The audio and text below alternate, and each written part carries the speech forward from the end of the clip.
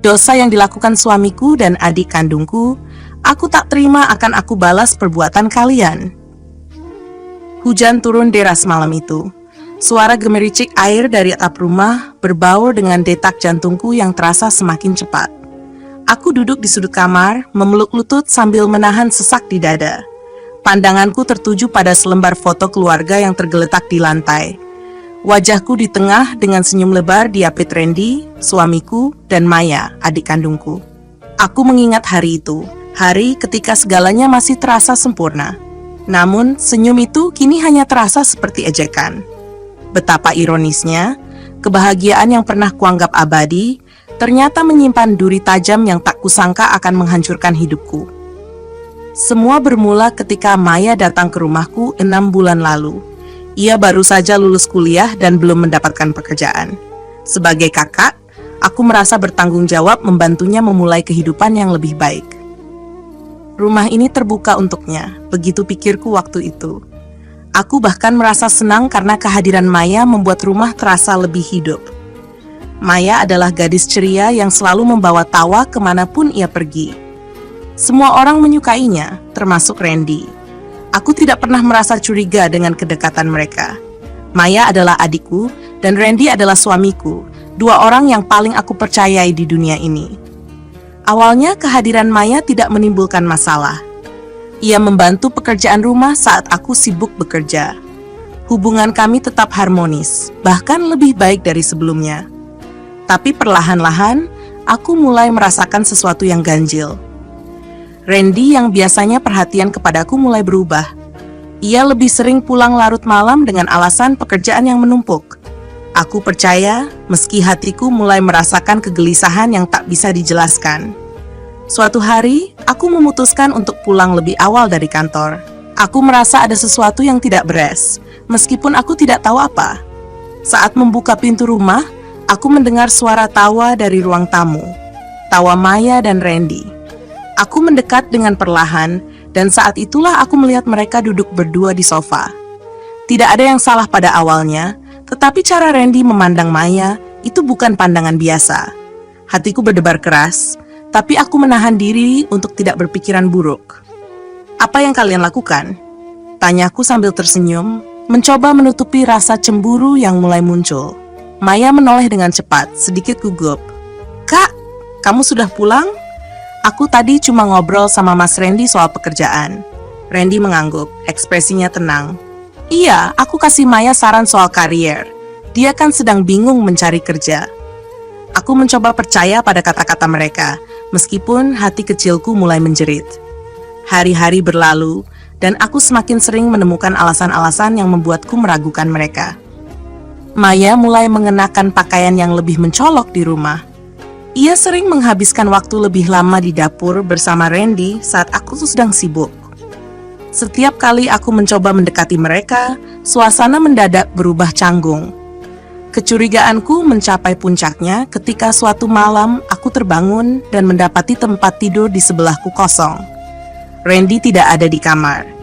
Dengan langkah pelan, aku keluar mencari keberadaannya. Saat itulah aku mendengar suara berbisik dari arah ruang tamu. Langkahku semakin mendekat dan aku berhenti di balik pintu. Aku mendengar suara Maya, lembut dan penuh kepastian. "Aku mencintaimu, Mas." Aku merasakan tubuhku lemas. Dunia seolah berhenti berputar. Suara Randy menyusul, rendah tapi jelas terdengar. "Aku juga, Maya. Tapi ini salah." Air mataku mengalir deras. Aku tidak sanggup mendengar lagi. Dengan tangan gemetar, aku membuka pintu ruang tamu. Mereka berdua terkejut melihatku. Maya berdiri tergesa-gesa, sementara Randy hanya bisa terdiam. "Apa maksud semua ini?" tanyaku. Suaraku bergetar penuh emosi. "Kak, ini tidak seperti yang kakak pikirkan." Maya mencoba menjelaskan, tapi matanya menghindar dari tatapanku. Randy mencoba mendekat. "Alina, aku bisa jelaskan." "Jelaskan apa?" Aku berteriak. Amarahku tak lagi bisa ditahan. "Kalian berselingkuh di belakangku? Maya, kamu adikku. Dan kamu Randy, suamiku. Bagaimana kalian bisa melakukan ini padaku?" Tidak ada jawaban. Hanya keheningan yang menyelimuti ruangan. Malam itu, aku mengusir Maya dari rumahku. Meski berat, aku tidak bisa membiarkannya tinggal di sini setelah pengkhianatan ini. Randy memohon agar aku memaafkannya, tapi aku tidak bisa. Luka ini terlalu dalam dan kepercayaanku hancur. Namun cerita ini tidak berakhir di sana. Aku tidak akan membiarkan mereka lolos begitu saja. Pengkhianatan ini harus dibayar. Aku memutuskan untuk melawan dengan caraku sendiri. Aku mengumpulkan bukti perselingkuhan mereka, merekam setiap percakapan dan gerak-gerik mencurigakan yang pernah aku saksikan. Aku tahu ini mungkin terlihat kejam, tapi mereka telah menghancurkan hidupku. Di saat yang sama, aku mulai membangun kembali diriku. Aku mencari pekerjaan baru dan mengajukan gugatan cerai kepada Randy. Aku tidak ingin lagi hidup dalam bayang-bayang pengkhianatan mereka. Maya mencoba menghubungiku berkali-kali, tapi aku mengabaikannya. Aku tidak peduli seberapa besar penyesalannya. Bagiku, hubungan darah tidak lagi berarti apa-apa setelah apa yang ia lakukan. Beberapa bulan berlalu, dan aku akhirnya berdiri di ruang sidang untuk mendengar keputusan hakim. Perceraianku dengan Randy resmi disahkan. Aku merasa lega, meski luka di hatiku belum sepenuhnya sembuh. Setelah semua yang terjadi, aku berjanji pada diriku sendiri untuk tidak lagi terjebak dalam lingkaran kebohongan. Hidupku adalah milikku, dan aku akan memperjuangkannya dengan segala cara. Dosa mereka adalah beban yang harus mereka tanggung sendiri. Aku tidak lagi peduli dengan nasib mereka. Yang aku tahu, aku berhak mendapatkan kebahagiaan yang sejati, jauh dari bayang-bayang pengkhianatan.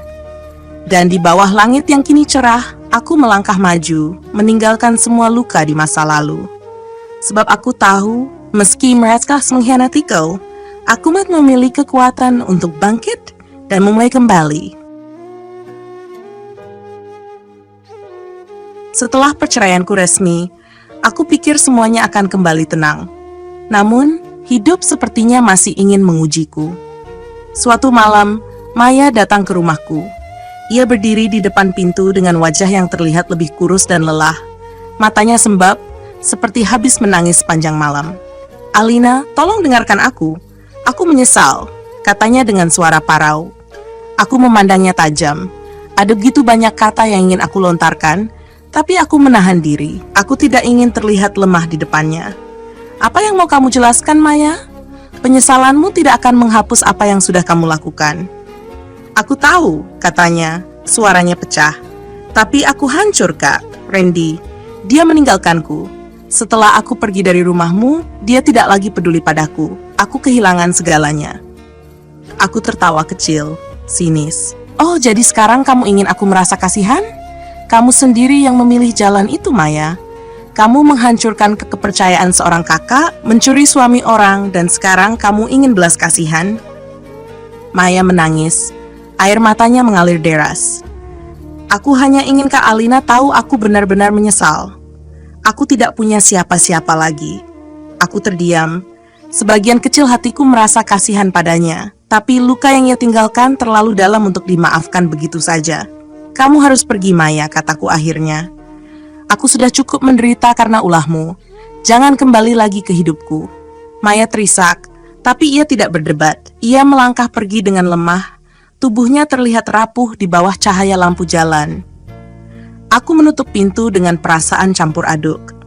Beberapa minggu berlalu tanpa kabar darinya, hingga suatu pagi aku mendengar berita mengejutkan dari tetangga. Maya ditemukan pingsan di sebuah kos-kosan kecil di pinggiran kota. Ia menderita dehidrasi parah dan depresi berat.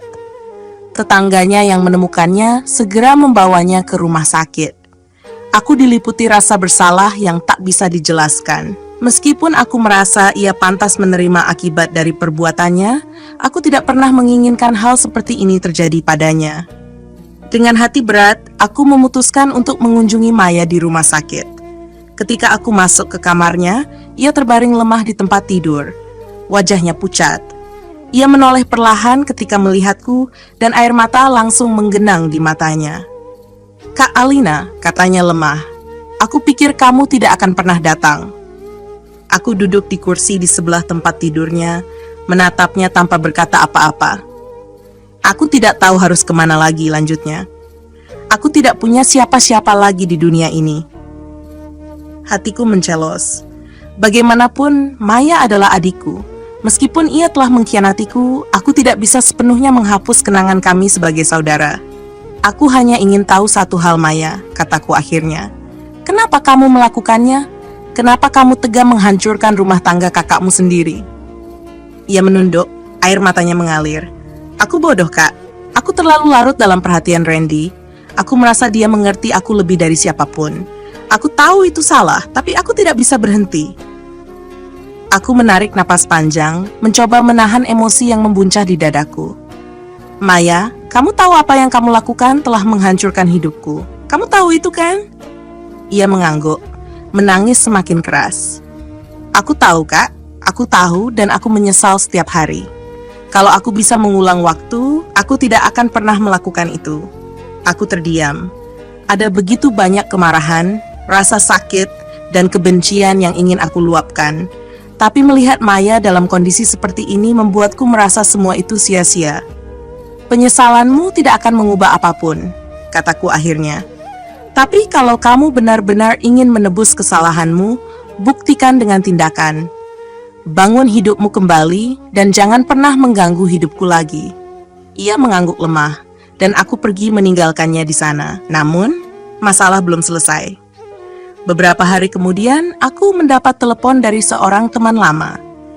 Ia memberitahu bahwa Randy mencoba menjual rumah kami yang dulu tanpa sepengetahuanku. Rupanya, ia menghadapi masalah keuangan serius setelah perceraiannya denganku, dan ia mencoba mencari cara cepat untuk mendapatkan uang. Aku merasa marah sekaligus dikhianati lagi. Tidak cukupkah ia menghancurkan hatiku? Kini ia mencoba mengambil hakku yang tersisa. Dengan amarah yang memuncak, aku menemui Randy di kantor agen properti tempat ia mendaftarkan rumah kami untuk dijual. Ia terkejut melihatku datang. Alina, ini tidak seperti yang kamu pikirkan, katanya tergagap. Tentu saja tidak, Randy, kataku dengan dingin. Kamu pikir aku akan diam saja melihatmu mencoba menjual rumah itu? Rumah itu milikku juga. Alina, aku butuh uang, katanya, suaranya terdengar putus asa. Bisnis sedang buruk, dan aku tidak punya pilihan lain. Itu bukan urusanku, balasku tajam. Kamu sudah menghancurkan segalanya, dan sekarang kamu ingin mengambil hakku juga? Tidak akan, Randy. Aku tidak akan membiarkanmu melakukan ini. Aku mengambil langkah hukum untuk menghentikan penjualan rumah itu. Dalam prosesnya, aku menemukan banyak kebohongan lain yang dilakukan Randy selama kami masih bersama.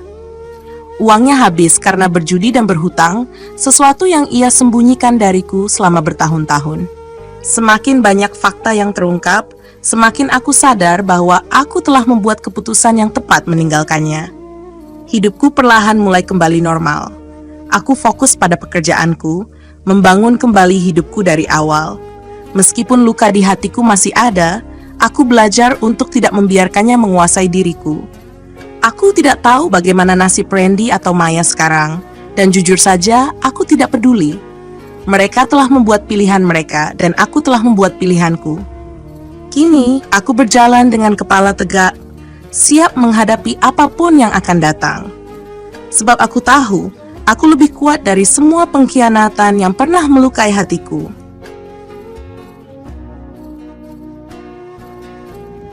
Beberapa bulan setelah pertikaian itu, aku merasa hidup mulai berjalan lebih stabil. Meski masih ada luka yang belum sepenuhnya sembuh, aku berusaha berdamai dengan kenyataan. Namun, takdir sepertinya belum selesai menguji kesabaranku. Suatu malam, saat aku sedang menikmati secangkir teh di ruang tamu, sebuah ketukan keras di pintu mengagetkanku. Aku membuka pintu dan menemukan seorang pria yang tidak kukenal berdiri di sana. Wajahnya terlihat serius, bahkan sedikit mengancam. "Anda Alina?" tanyanya dengan nada dingin. "Iya, saya Alina. Ada apa?" "Nama saya Anton. Saya utusan dari seseorang yang berhutang besar kepada bos saya, Andi. Mantan suami Anda," katanya tegas. Dadaku berdegup kencang. Nama Randy lagi-lagi membawa masalah dalam hidupku. Apa urusannya dengan saya? Kami sudah bercerai. Anton mengeluarkan selembar kertas dari sakunya.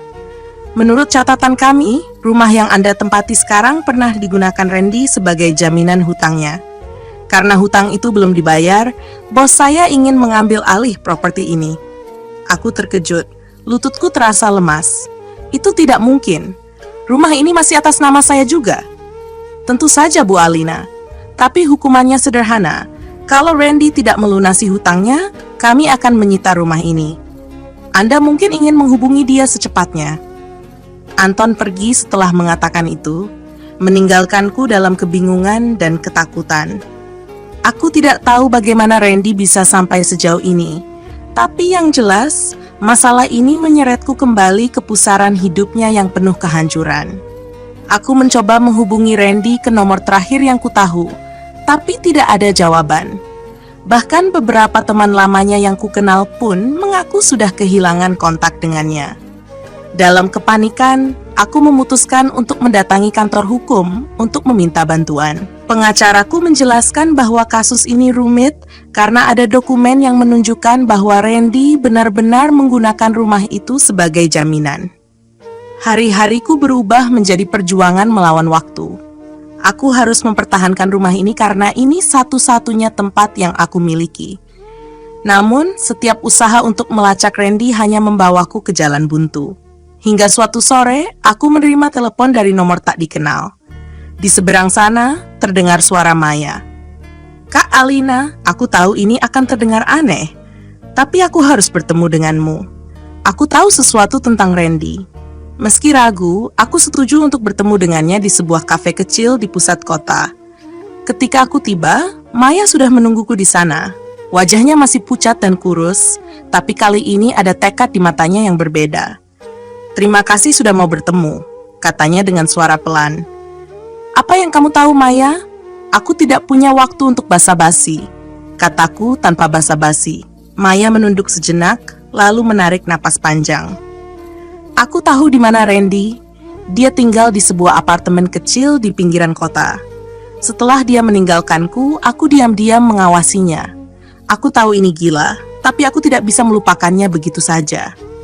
Aku menatap Maya, mencoba mencari tahu apakah ia tulus atau hanya mencari perhatian. Kenapa kamu memberitahuku ini sekarang? Karena aku tahu dia telah menyakiti kita berdua, dan karena aku tahu Kak Alina masih berusaha mempertahankan rumah itu. Aku hanya ingin menebus kesalahanku, walaupun aku tahu mungkin ini tidak cukup. Aku memutuskan untuk mempercayai Maya kali ini. Dengan alamat yang ia berikan, aku pergi mencari Randy. Apartemennya terletak di gedung tua yang hampir roboh. Ketika aku mengetuk pintunya, butuh waktu lama sebelum pintu itu terbuka. Randy berdiri di sana, tampak jauh lebih tua dan lelah daripada terakhir kali aku melihatnya. Matanya yang dulu penuh percaya diri, kini tampak kosong dan tak bersemangat. Alina, katanya lirih, terkejut melihatku di depan pintunya. Aku tidak datang untuk basa-basi, Randy, kataku tajam. Kamu menyeretku ke dalam masalah hutangmu. Rumahku hampir diambil alih. Aku butuh jawaban.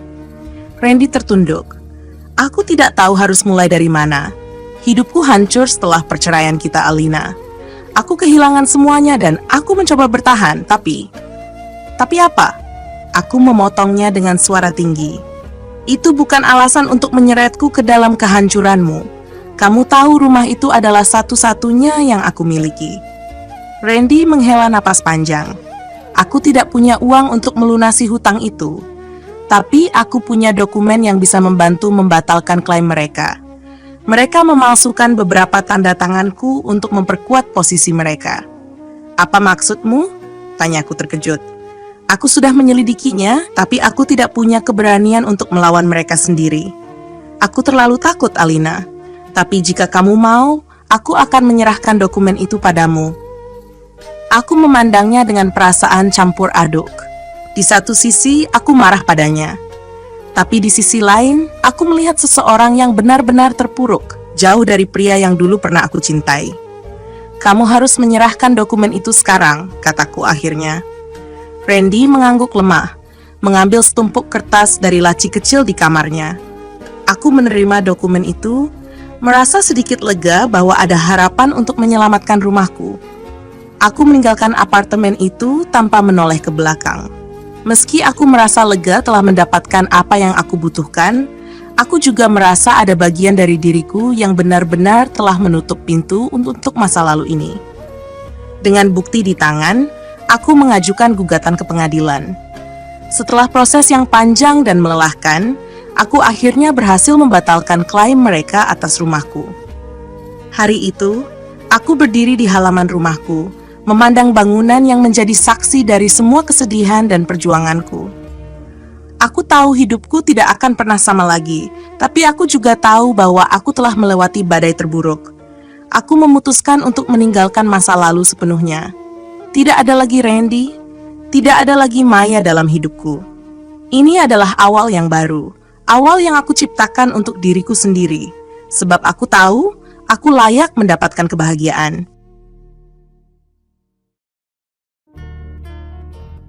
Beberapa minggu setelah aku memenangkan hak atas rumahku, aku mencoba memulai hidup baru. Namun, seperti duri yang tertancap di daging, masa lalu terus menghantuiku. Aku sering bermimpi buruk, mengingat malam-malam penuh pengkhianatan dan ketakutan akan kehilangan segalanya.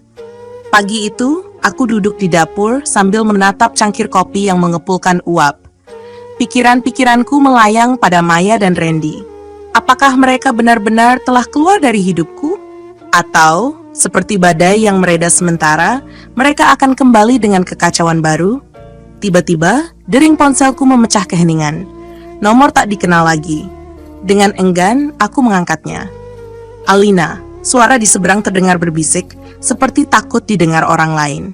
Aku langsung mengenali suara itu. Maya. Apalagi yang kamu mau, Maya? Tanyaku dingin. Kak, aku butuh bantuanmu. Aku tahu aku tidak pantas memintanya, tapi tolong, aku dalam bahaya. Suaranya terdengar panik. Apa maksudmu? Aku telah melakukan kesalahan besar. Orang-orang yang mengejar Randy sekarang juga mengincarku. Aku tidak tahu harus pergi kemana. Aku benar-benar takut. Aku merasakan emosi campur aduk. Maya telah menghancurkan hidupku, tapi mendengar suaranya yang begitu ketakutan mengguncang hatiku. Sebelum aku bisa menjawab, sambungan telepon terputus. Pikiranku bercampur aduk sepanjang hari. Maya jelas tidak layak mendapatkan simpati dariku, tapi aku juga tidak bisa membiarkannya dalam bahaya tanpa mencoba membantu. Akhirnya, aku memutuskan untuk mencarinya. Berdasarkan informasi terakhir yang kudapat, Maya tinggal di sebuah kos sederhana di pinggir kota. Ketika aku sampai di sana, aku menemukan kamar Maya terkunci dan gelap. Tidak ada tanda-tanda kehidupan. Tetangga di sebelah kamarnya memberitahuku bahwa Maya pergi dengan terburu-buru 2 malam yang lalu, meninggalkan semua barang-barangnya. Ia hanya membawa tas kecil dan terlihat sangat ketakutan. Aku mulai merasa ada sesuatu yang lebih besar dari sekadar masalah pribadi. Saat kembali ke mobil, aku menemukan selembar kertas terselip di wiper. Isinya singkat dan menyeramkan. Jika kamu peduli pada adikmu, berhenti ikut campur, atau kamu akan bernasib sama. Tanganku gemetar saat membaca pesan itu. Aku tahu ini adalah peringatan dari orang-orang yang mengejar Randy dan Maya. Aku mencoba mengatur napas, tetapi dada terasa sesak. Mereka tahu aku berusaha membantu Maya. Malam itu, aku tidak bisa tidur.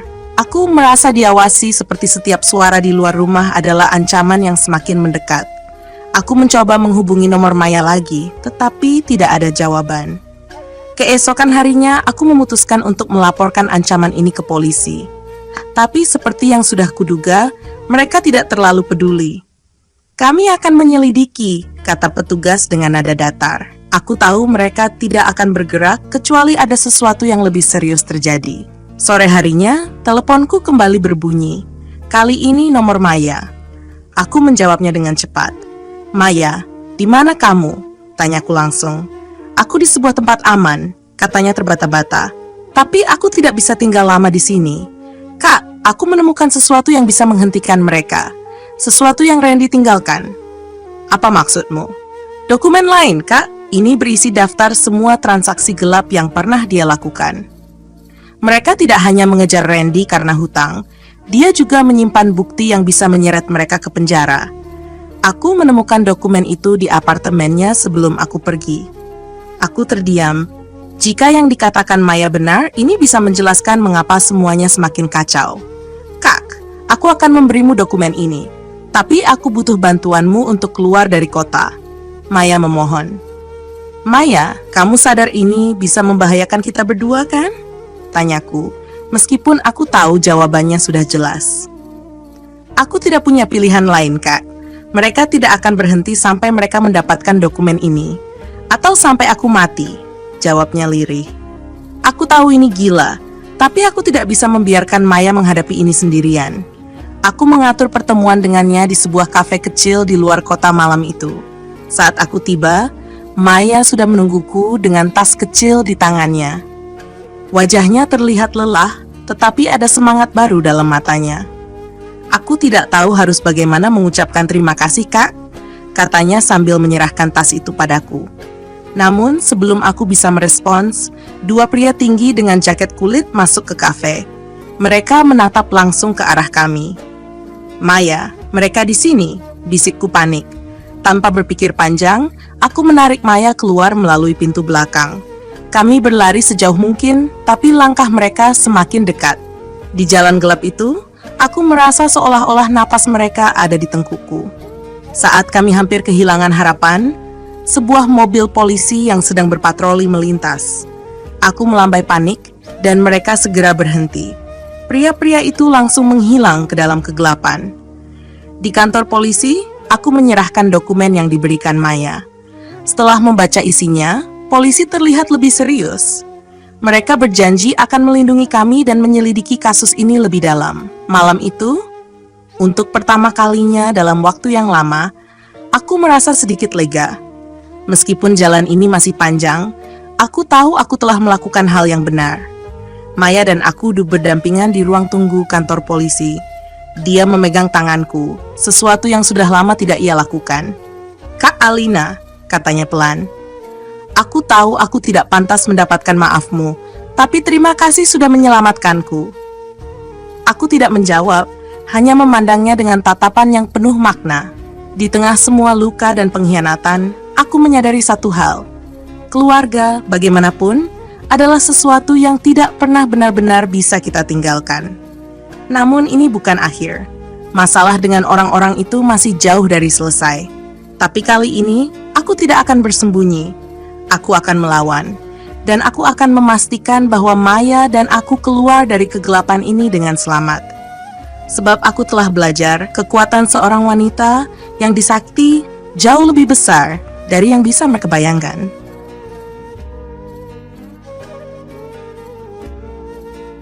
Hari-hari berikutnya adalah ujian keberanian. Maya dan aku tetap berada di bawah perlindungan polisi untuk sementara waktu. Namun, aku tahu perlindungan ini bukan solusi permanen. Kami masih hidup dalam bayang-bayang ancaman, dan pria-pria itu pasti tidak akan menyerah begitu saja. Polisi mulai menyelidiki dokumen yang Maya serahkan. Mereka menemukan jaringan kejahatan yang lebih besar dari yang kami duga sebelumnya. Randy ternyata bukan hanya berhutang, ia juga terlibat dalam penggelapan uang dan pencucian dana untuk organisasi kriminal. Polisi memperingatkan bahwa kami harus berhati-hati, karena dokumen itu cukup untuk menjatuhkan orang-orang berbahaya. Namun masalah kembali datang. Suatu malam, aku menerima telepon dari nomor yang tidak dikenal. Awalnya aku ragu untuk mengangkatnya, tapi akhirnya aku menjawab. "Alina," suara berat pria itu terdengar, membuat bulu kuduku meremang. "Kamu mungkin berpikir polisi bisa melindungimu, tapi percayalah, mereka tidak akan selalu ada di sana." Jantungku berdegup kencang. "Siapa ini?" "Kami tahu kamu punya dokumen itu. Kembalikan pada kami, dan kami akan membiarkanmu hidup." Aku mencoba menenangkan diri. "Kalau aku kembalikan, apa kalian akan berhenti mengganggu kami?" Pria itu tertawa dingin. "Kami tidak sekejam itu, Alina. Tapi kalau kamu terus melawan, kamu dan adikmu tidak akan selamat. Jangan coba bermain-main dengan kami." Telepon itu terputus. Aku duduk diam di sofa, tubuh gemetar. Ancaman itu lebih nyata dari yang pernah kubayangkan. Maya, yang mendengar pembicaraan itu, mendekat dengan wajah panik. "Kak, apa yang mereka katakan?" Aku menatapnya, mencoba menenangkan diri. "Mereka ingin dokumen itu kembali. Mereka mengancam kita." "Apa yang harus kita lakukan?" Suaranya bergetar, hampir menangis. "Aku tidak akan menyerahkan dokumen itu," kataku tegas. Ini satu-satunya cara untuk menjatuhkan mereka. Kalau kita menyerah sekarang, mereka akan terus mengincar kita, bahkan jika dokumen itu sudah tidak lagi di tangan kita. Namun keberanianku mulai diuji lagi. Beberapa hari setelah ancaman itu, ada insiden yang hampir merenggut nyawa kami. Saat kami sedang dalam perjalanan ke kantor polisi, rem mobil yang kukendarai mendadak tidak berfungsi. Mobil itu meluncur liar, hampir menabrak tiang listrik di sisi jalan. Untungnya, aku berhasil mengendalikannya pada detik terakhir. Polisi yang datang setelah kejadian itu menemukan bahwa rem mobilku sengaja dirusak. Ini bukan kebetulan, ini adalah peringatan. Maya menangis tanpa henti malam itu. Kak, aku tidak sanggup lagi. Aku merasa kita akan mati kalau ini terus berlanjut. Aku memeluknya erat, mencoba memberikan keberanian yang bahkan aku sendiri sulit temukan. Kita akan melewati ini, Maya. Aku janji. Namun di dalam hati, aku tahu aku harus melakukan sesuatu yang lebih dari sekadar bertahan. Langkah nekat. Dengan bantuan polisi, aku mulai mengumpulkan informasi lebih lanjut tentang organisasi kriminal yang mengejar kami. Semakin banyak fakta yang terungkap, semakin jelas bahwa ini bukan hanya tentang Randy atau hutangnya. Mereka adalah jaringan besar yang sudah lama mengendalikan aktivitas gelap di kota ini. Aku menyusun rencana. Jika mereka ingin bermain kotor, aku juga bisa melawan mereka dengan cara yang tidak terduga. Dengan dukungan dari seorang jurnalis investigasi yang dikenalkan oleh polisi, aku mulai menyusun artikel tentang jaringan kriminal ini. Jurnalis itu berjanji untuk menerbitkan cerita ini secara besar-besaran jika sesuatu terjadi padaku atau Maya. Artikel ini adalah asuransi terakhirku, sebuah ancaman balik kepada mereka. Jika kami disakiti, rahasia mereka akan terbongkar ke seluruh dunia. Namun, risiko tetap ada. Konfrontasi terakhir. Suatu malam, ketika aku dan Maya sedang berada di rumah, listrik tiba-tiba padam. Lampu mati, dan hanya kegelapan yang tersisa. Jantungku berdegup kencang saat aku mendengar langkah kaki di luar. Maya, cepat masuk ke kamar dan kunci pintu. Bisikku panik. Aku meraih tongkat besi yang kusimpan di dapur, bersiap menghadapi apapun yang datang. Pintu depan terdengar didobrak, dan dua pria bertubuh besar masuk ke dalam rumah. Di mana dokumen itu? Salah satu dari mereka menghardik. Aku tidak tahu apa yang kalian bicarakan, jawabku, mencoba terdengar tegar meski tubuhku gemetar. Mereka mendekat, tatapan mereka penuh ancaman. Salah satu dari mereka meraih lenganku dengan kasar, tetapi sebelum mereka sempat berbuat lebih jauh, suara sirene polisi terdengar di kejauhan. Mereka panik, bergegas keluar dari rumah sebelum sempat menyakitiku. Tak lama kemudian, polisi tiba dan segera mengejar mereka. Akhir dari sebuah babak. Pria-pria itu akhirnya ditangkap, dan polisi menemukan lebih banyak bukti tentang jaringan kriminal yang mereka wakili. Dengan dokumen yang kami serahkan serta informasi dari penangkapan ini, pihak berwenang berhasil menjatuhkan pimpinan organisasi tersebut. Meski perjuangan ini berakhir, luka yang ditinggalkan masih membekas. Maya memutuskan untuk pindah ke kota lain untuk memulai hidup baru. Kami berpisah dengan air mata, tapi aku tahu ini yang terbaik untuknya. Aku sendiri memilih untuk tetap tinggal.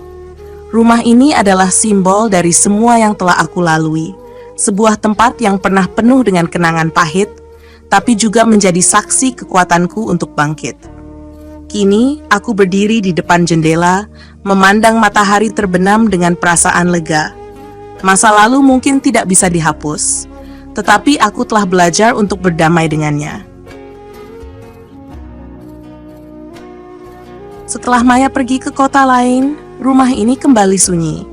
Namun kesunyian itu tidak lagi menjadi pelipur lara. Sebalik, ia berubah menjadi pengingat yang tak henti-henti akan semua luka yang pernah kutanggung. Setiap sudut rumah ini menyimpan jejak masa lalu. Tawa palsu Randy, senyuman pura-pura Maya, dan tangis diamku yang selama bertahun-tahun tak pernah mereka sadari. Aku mencoba melanjutkan hidup. Kembali bekerja, menyibukkan diri, dan sesekali menghabiskan waktu dengan teman-teman.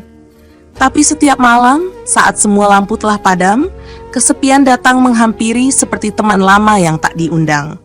Suatu sore, saat aku sedang merapikan dokumen di kamar, aku menemukan foto lama yang terlipat di antara kertas-kertas lainnya. Foto itu adalah potret keluarga kecilku dulu. Aku, Randy, dan Maya. Kami berdiri berdampingan, tersenyum di depan rumah ini. Aku menatap foto itu lama, air mataku jatuh tanpa henti. Betapa dulu aku percaya bahwa kami adalah keluarga yang sempurna. Tapi sekarang aku tahu, senyuman itu hanya topeng. Namun saat aku hendak menyimpan foto itu kembali, aku menyadari sesuatu. Ada catatan kecil di belakang foto, tulisan tangan Maya yang kurasa ia tulis bertahun-tahun lalu. Kak Alina, aku selalu mengagumimu. Terima kasih sudah menjadi kakak yang selalu melindungiku, bahkan saat aku tidak pantas mendapatkannya. Aku memeluk foto itu erat. Pesan sederhana itu membuat hatiku perih. Meski Maya telah melakukan kesalahan besar, aku tahu ia menyesalinya. Dan meski aku tidak pernah mengatakannya secara langsung, aku tahu aku telah memaafkannya jauh sebelum semua ini berakhir. Hari-hari berlalu, tetapi bayang-bayang masa lalu tetap enggan pergi. Aku sering bertanya-tanya, apa yang sebenarnya aku perjuangkan? Rumah ini, keadilan, atau hanya rasa sakit yang ingin kubalaskan? Suatu malam, aku mendapat kabar yang menghancurkan. Maya, yang baru saja memulai hidup baru, mengalami kecelakaan mobil di kota tempat ia tinggal. Ia meninggal seketika. Berita itu membuatku terpaku. Telepon di tanganku terjatuh, dan aku hanya bisa menangis tanpa suara. Maya, adikku, satu-satunya keluarga yang tersisa, kini telah pergi selamanya. Aku merasa seperti kehilangan sebagian dari diriku. Meski hubungan kami penuh luka, ia adalah bagian dari hidupku yang tidak tergantikan. Rasa bersalah mulai menghantui. Apakah aku cukup memaafkannya? Apakah aku cukup menunjukkan bahwa aku mencintainya, meskipun ia telah melukai hatiku? Hari pemakamannya, aku berdiri sendirian di samping peti matinya. Hanya ada beberapa orang yang datang, sebagian besar adalah kenalannya yang baru. Aku memegang bunga lili putih, bunga favoritnya, dan menaruhnya di atas makamnya. Maya, maafkan aku jika aku tidak pernah cukup menunjukkan bahwa aku menyayangimu. Aku hanya ingin kamu tahu. Aku sudah memaafkan semuanya. Aku harap kamu tenang di sana, bisikku. Suaraku nyaris tenggelam dalam isak tangis. Setelah kepergiannya, aku merasa hidup ini kehilangan maknanya. Aku mencoba tetap tegar, tetapi setiap sudut rumah ini mengingatkanku padanya.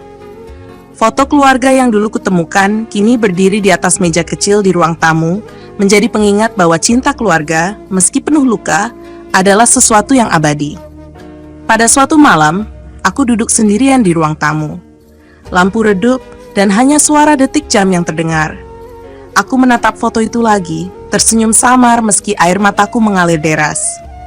Maya, Randy, kalian telah pergi, tapi aku masih di sini, menjaga apa yang tersisa dari semua ini. Aku berharap di suatu tempat yang jauh, kalian menemukan kedamaian yang tidak pernah kita miliki di sini, kataku lirih. Hidupku terus berjalan, tetapi tidak pernah sama.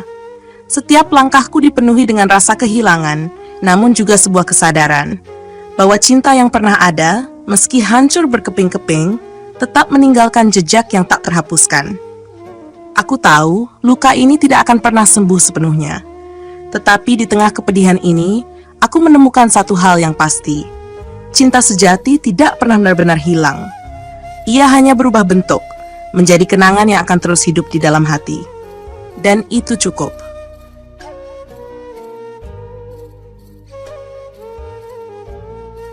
Nasihat dari cerita. Dalam hidup, terkadang kita dihadapkan pada pengkhianatan yang datang dari orang terdekat. Namun, meskipun rasa sakit itu sangat dalam, kita harus belajar untuk melepaskan dan memaafkan. Sebab, hanya dengan memaafkan kita bisa menemukan kedamaian dalam diri kita. Hidup tidak selalu memberi kita akhir yang sempurna, tetapi kita selalu memiliki pilihan untuk bangkit dan melanjutkan perjalanan. Jangan biarkan masa lalu menguasai hidupmu, sebab setiap langkah ke depan adalah kesempatan baru untuk menyembuhkan dan menjadi lebih kuat. Cerita ini mengingatkan kita bahwa meskipun hidup penuh dengan tantangan, keberanian untuk menghadapi setiap rintangan, serta kemampuan untuk memaafkan adalah kunci untuk bertahan. Semua yang kita alami, baik itu kesedihan maupun kebahagiaan, membentuk siapa kita dan mengajarkan kita untuk lebih menghargai kehidupan. Semoga kita selalu diberi kekuatan untuk melewati setiap ujian dengan hati yang lebih baik. Terima kasih dan wassalamualaikum warahmatullahi wabarakatuh.